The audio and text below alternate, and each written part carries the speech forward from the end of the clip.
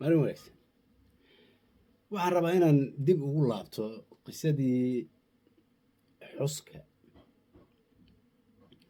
Xuska intaan aan bilaabay inaan dhacdooyin dhowr ah oo iiga sheekeeyey aan soo bandhigo. Xiriiro badan baa layla soo sameeyey oo ah qaar ay ka hadlayaan shaqadiisa, xirfadiisa xagga ah la shaqayntii dowladda uu la shaqaynayay. Haddaba waxaan rabaa wax yar oo xusida inaan tilmaamo wax yar. Midda koowaad waxa weeye sidaan horeba idinku sheegay muusan ahayn shakhsi ka diiwaan gashan sistamkii caadiga ahay oo nabad sugiddu lahayd Soomaaliya. Wuxuu ahaa shakhsi si gaara loo soo gaaray xubin ka mid a xubnihii waddanka u talinayay ka mid a, kadibna xafiiska uu toos u hoos imaanayay madaxweynaha moogta. Sidaasna uu ku ahaa xubin halkaa la falgasha shakhsigaas iyo xafiiska madaxweynaha toos. Marka shaqooyinkiisu ma ahayn shaqadii caadiga ahayd oo Soomaali arag, waxay ahayd waxa ka socda Talyaaniga Soomaali arag ama dadkii ka howlgalaya. Even waxaa shaqadiisa ku jiray inuu safaaradda ay soo dirsatay dowladda uu kontaroolo la socdo shaqaalaheeda dadkeeda Soomaali arag. Marka waxyaabaha uu inta sanadkii ugu dambeeyay 89kii wixii ka dambeeyayna xamar buu u soo laabtay oo uu joogay ilaa iyo 1991kii. Marka hal arinoo uu xusay dhacdo oo xusay baan rabaa inaan halkan cashar baa ku jira sababta aan la xusayo taasaan rabaa inaan idiin sheego.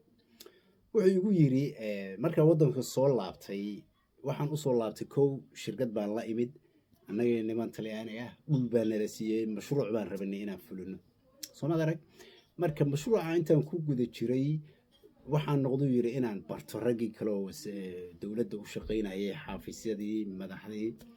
Waxaa dhici jirtay buu yiri maalin walba inaan imaado ii sheeg madaxtooyada aan galo oo marka mararka badanaa ma aadi jirin buu yiri xafiiska madaxweynaha oo badanaa saf baa loogu jiraa dad baa hawl baa ka socota. Marka madaxdan kalaan baan ku hakan jiray.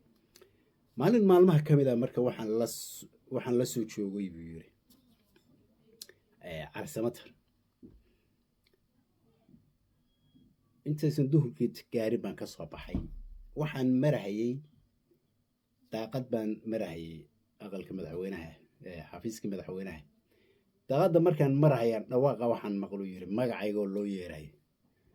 Soo wareeg la leeyahay. Markaan fiirshay mise waa madaxweynihii wuxuu haystaa buu yiri sigaar buu la taagan yahay iyo koob yar oo kafe aan u malaynahay buu daaqadda sidaa ula taagna. Markuu arku yiri soo wareeg. Waan soo wareegay waxaan imid xafiiskiisii waa lay gudbiyey. Markaan la fariiso yiri waan maqlay maalin walba inaad timaadid oo aadan isoo marin moogta.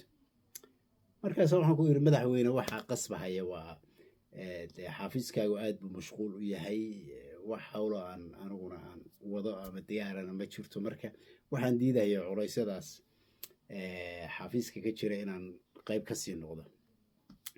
Markaasuu wuxuu yiri imaqal wuxuu yiri waa la socda waddanka xaaladiisa waa la socda muddo joogta hadeertan ha. Wuxuu yiri ii waran haddaad magaaladii iyo waddankii dhex gashay maxaad war haysaa moogta.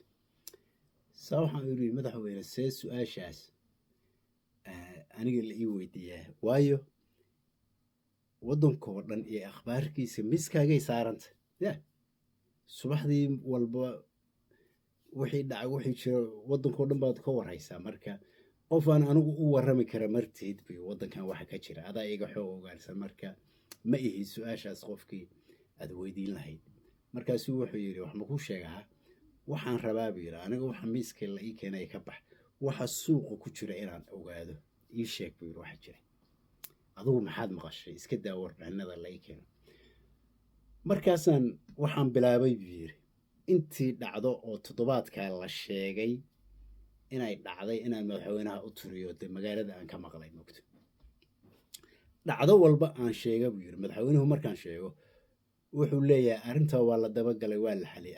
Arrin walba aan tilmaamay wuxuu sheegay in la xaliyay miiskana ay u saaran tahay wuxuu unaysan sidaan u sheegay ahayn arrin noocaas ah in la xaliyay waxaan ogaaday buu yiri marka meesha waxaan ka ogaaday buu yiri warbixinada dadkii qaabilsanaa ama shaqaynaya waddanku ama dadkii u howlgallada lahaa amniga la xiriiro oo kale inaysan ahayn dad shaqadooda gudanaya mugto waxa loo gudbinayana madaxweynuhu qolkaas ku jira wax walba waxa la leeyahay waa Soomaad arag marka wuxuu yiri kadib madaxweynaha markan ka tagay dalku uu galay qalalaasaha uu galay waxa aan la shaqeeyay nimankii warlordska ahaa kuwa kamid ah waliba kuwa aan isku reernahay baan waxaan ka caawinayo internationalka Soomaad arag waxaan ogaaday biyo sidii oo kale sida madaxweynaha maalinta ku arkay in qof walba koox ay meel qabsanayso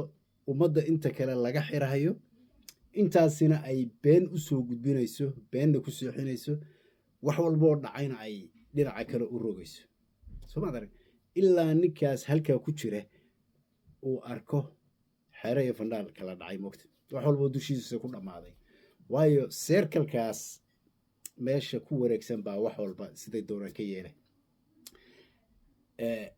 waaga uu iga sheekeeyey 2011 baa ahayd marka Soomaaliya haddaad fiirsid maantada aan joogno haddaad fiirsid waa sidii weey waa sida uu 1989 uu lahaa madaxweynaha waxaan ula kulmay asagoo la arrin walba oo dhacday waa la xaliyay waa la qabtay sida ahaydna aanan warbixinada u yaala aan miiska ahayn marka xusku wuxuu yiri dhibaatada ugu weyn aan bartay waxa weeye waa dadka madaxda ah iyo dadka u gacan galaan moogto ninkan asagooba wanaag u jeedaba wado walba nin dan leh intuu meeshii fariiso marka waa cashar u baahan dadka maanta bay waxay u tahay cashar ninka madaxda ah cadowgiisa koowaad oo la rabo inuu iska ilaasho waa inta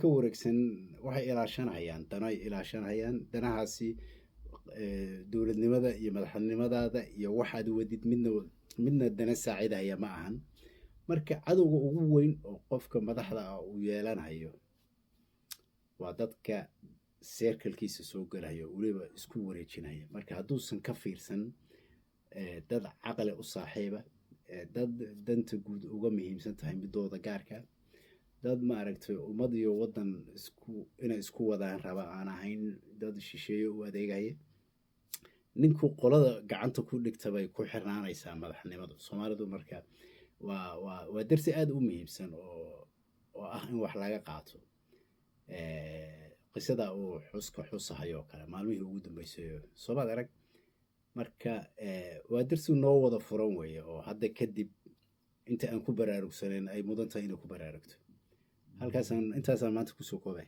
Asalaam.